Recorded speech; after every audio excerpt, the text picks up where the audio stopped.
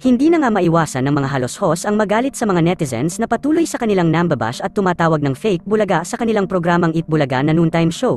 Kaya naman ay nagbigay sila ng babala at nagbanta sila sa mga netizens na tumatawag sa kanila ng fake bulaga, na agad nila itong kakasuhan at ipapakulong. Nagbigay din ng opinyon si Christy Fermin at hindi sumang ayon sa umano'y nakaabang na demanda ng Tape Inc. sa umano'y tatawag ng fake bulaga sa programang Eat Bulaga. Matatandaang ito umano ang terminong ginagamit ng karamihan buhat ng lisanin ni Tito Soto, Vic Soto, Joey De Leon at kanilang mga kapwa hosts ang Eat Bulaga.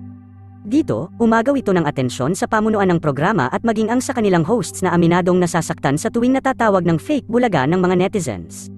Saad ni Christy, saan kayo nakakita na tinawag lang kayong fake bulaga? Haantong na kayo sa demendahan? Ang tanong, ilang katao po sa Pilipinas ang inyong kakasuhan at inyong ipakukulong dahil lamang sa pagtawag sa inyo ng fake bulaga? Dagdag niya pa, ilang kaso ang inyong haharapin sa hearing, parang ito po talaga ay nag-iimbita ng pagtatawa.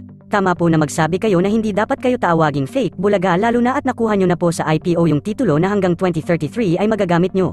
Sana po hanggang doon na lang, ibinibigay naman sa inyo yun dahil IPO na ang nagpahayag na inyo ang titulo. Iba po ang ipinaglalaban ng Tito, Vic and Joey, copyright naman po ang sa kanila. Pakiusap na lamang sana ni Christy na hindi na sana dumating pa talaga sa demandahan ang isyong ito, aniya. Wag na sana yung mga parang nagtatakutan tayo, na kapag tinawag naming fake bulaga, ang inyong programa ay madidemande kami, wag naman pong ganon.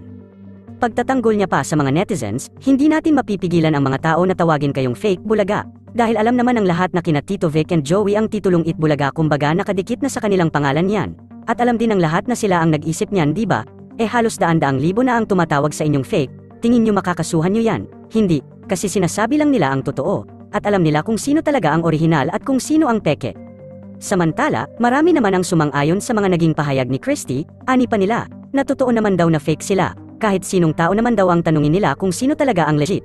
Isa lang ang isasagot nila, Tito Vic and Joey lang, kaya wag daw sila masyado assuming at wag piling mga original da barkads.